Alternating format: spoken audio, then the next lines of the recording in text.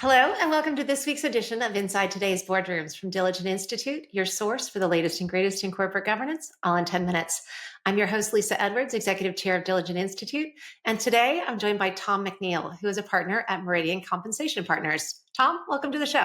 Hi, Lisa. I'm pleased to join you today. Today, we're going to talk about CEO transition planning. So, Tom, can you start off by telling us why is this such an important role for the board? There are several reasons why planning for a CEO transition is important.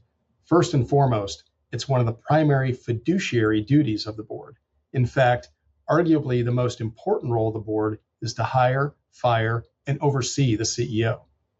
Also, there are many interested constituents that are impacted by a CEO transition, both within the company and outside the company.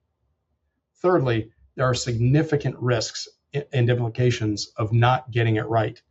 You mentioned a couple of recent examples, most notably perhaps Starbucks, but also Disney twice actually over the years. Yes, indeed.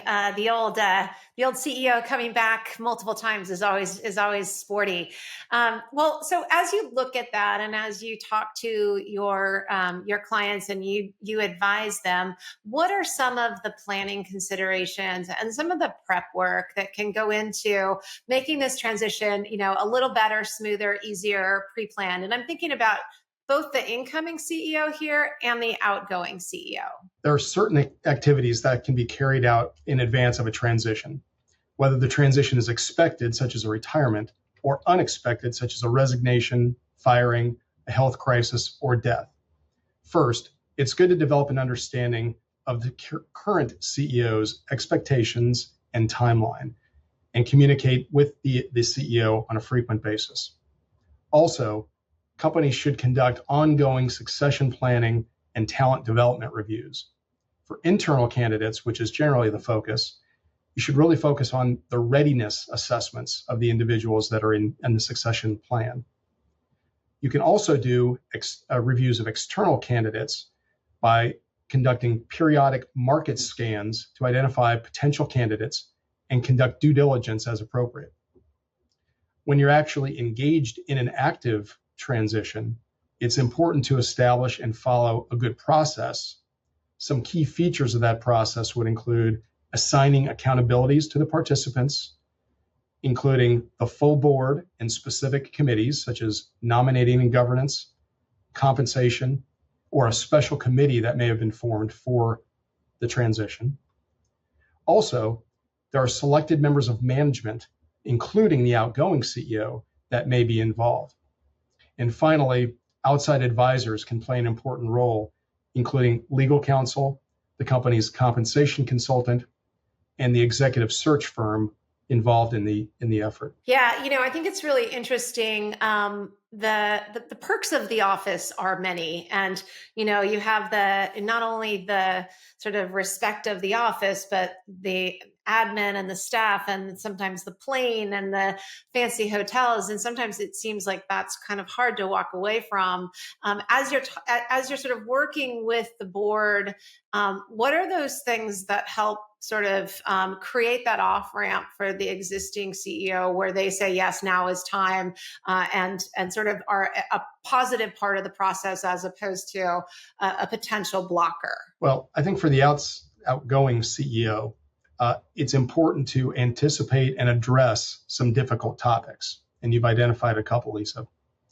These typically include, first and foremost, what is the role of the outgoing CEO post-transition?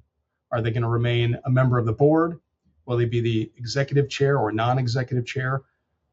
Will they be a consultant or advisor to the company? Or are they just going to go away? In addition, compensation is always an important topic for any situation, but especially for somebody who's going from the CEO level of compensation and benefits and perquisites down to something that's potentially dramatically less.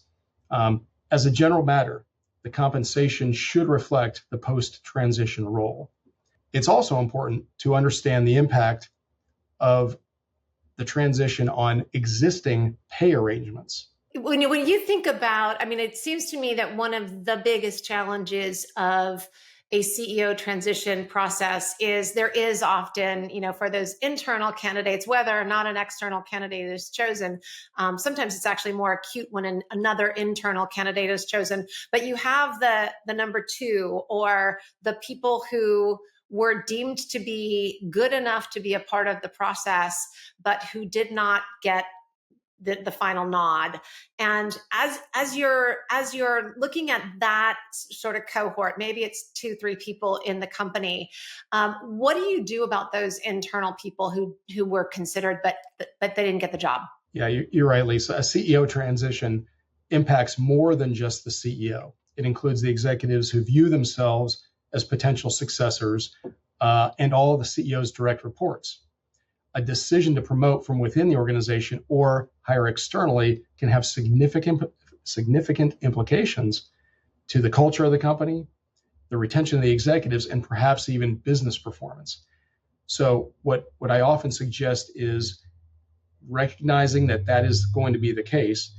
Understand and evaluate the current retention, sort of the stickiness for those executives who didn't make it. But also be aware of and consider severance arrangements for those individuals should they choose to leave, and make sure that it's fair and appropriate both for them and for shareholders. Yeah, it's a super tricky mix, right? Because on the one hand, these are people who are obviously very senior, who have tons of domain expertise, who know the company intimately, who could have taken that CEO role. They're that good.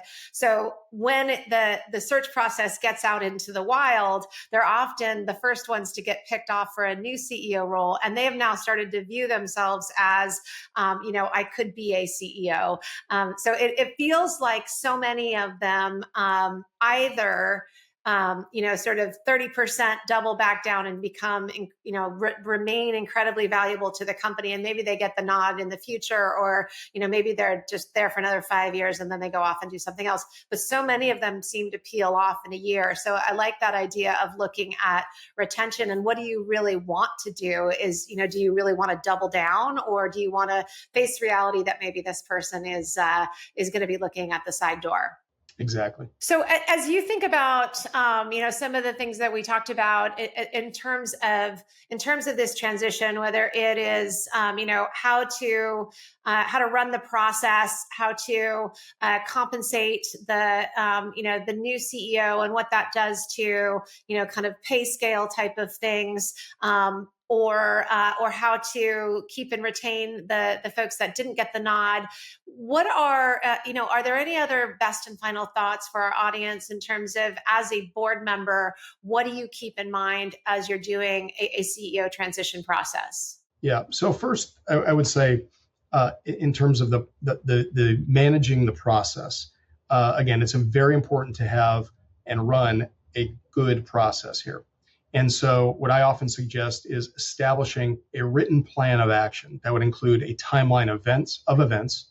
And those events are not only events related to the transition, but also the corresponding compensation events and anything else that may apply. And it's also very important to develop a communication strategy that covers when to communicate, what information to be communicated, and to whom that information is communicated. With regard to setting compensation, it really varies whether it's an internal promotion or an external hire.